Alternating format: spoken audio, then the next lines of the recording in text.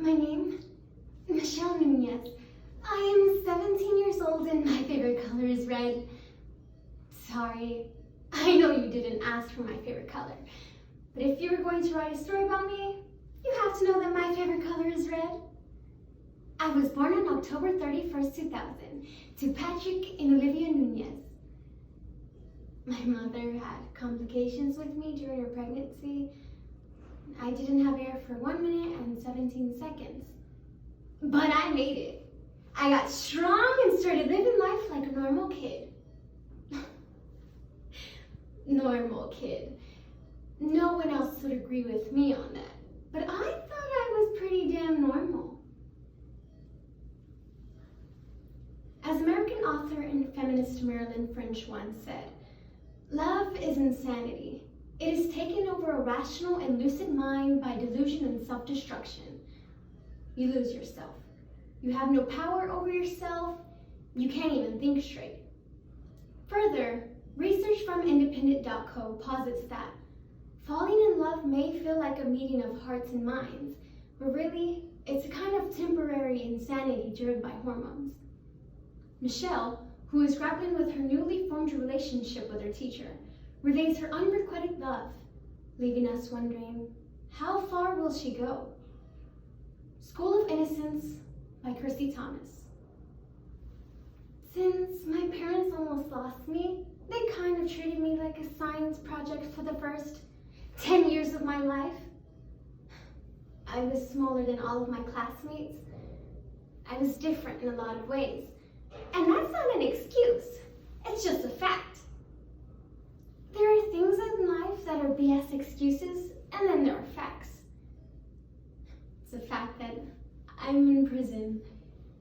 It's a fact that my loving parents who coddled me all my life hadn't come see me since the day I got here.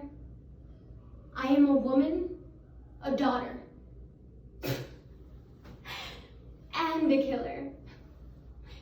I write letters to my family and friends, the few I have left. My family is like the mob. You don't go against them. You just don't. But I did. In my mind, I was thinking that if I could save my mother from a trial, that she would appreciate and understand it. I mean, why have a trial? I did every single count of my charges. 33 felony counts. Kind of incredible, actually. Let's see if I can name them all. That turned into a game when I got arrested. Few counts of murder, 11 counts of first-degree murder, which means it was all premeditated and planned, which it was. 21 counts of child endangerment, one for each of my classmates that I held at gunpoint. I didn't think that was fair. If I get charged with murder, I shouldn't be charged with endangering the people that didn't make it out. And a few counts of stalking for a grand total of 33. When I picked up my schedule my senior year and saw that I finally had Mr. Phelps for AP English 4, I came home and cried. Not because of the class or because he was a hard teacher, but because I knew I wouldn't be able to hide my love for him anymore. My freshman year, I came in and he said, "I can't wait until your senior year when you're with me every single day." That's when I knew he was the one. For 3 years straight, I came by his room, said hello, joined the science club. I even became the manager of the softball team, just so I can be with him more and more, as many hours or minutes or seconds that I could. See, I collect the things that I made for a scrapbook for him. After I got arrested, I asked my mother if she can give it to him for me. I asked her to do one thing, just one, and she couldn't even do that. She said that the judge made it very clear that I was to have no contact with him. 490 pages of my committed love for him. His yearly parking passes, receipts from all the restaurants that he went to, shoe boxes. I even made a blanket of all his throwaways and slept with it every night. Pictures of his family that I took from the bushes.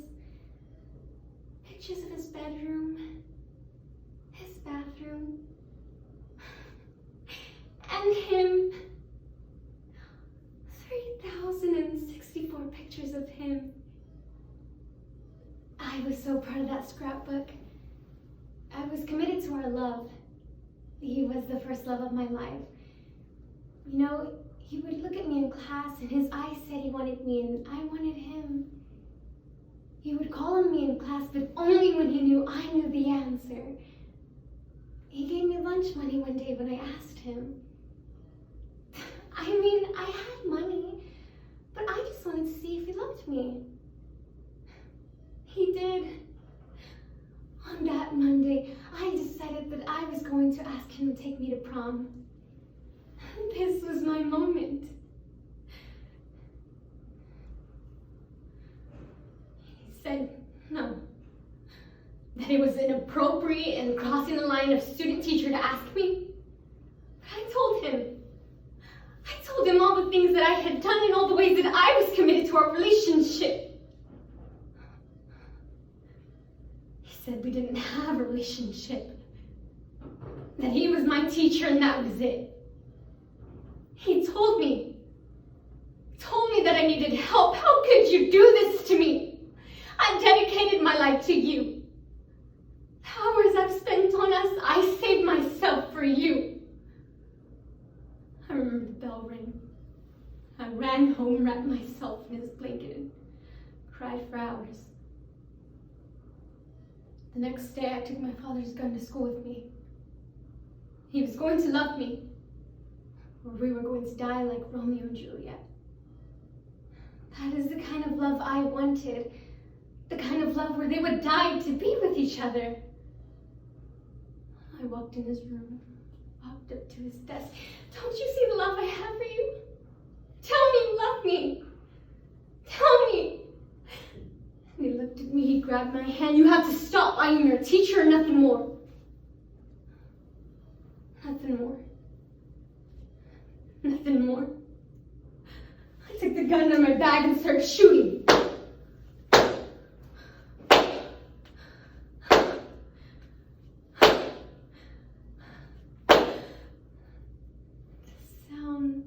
Bullets coming out of the gun was like a melody of a song my mom would sing to me when I had a bad dream. It always made me feel better, made me smile.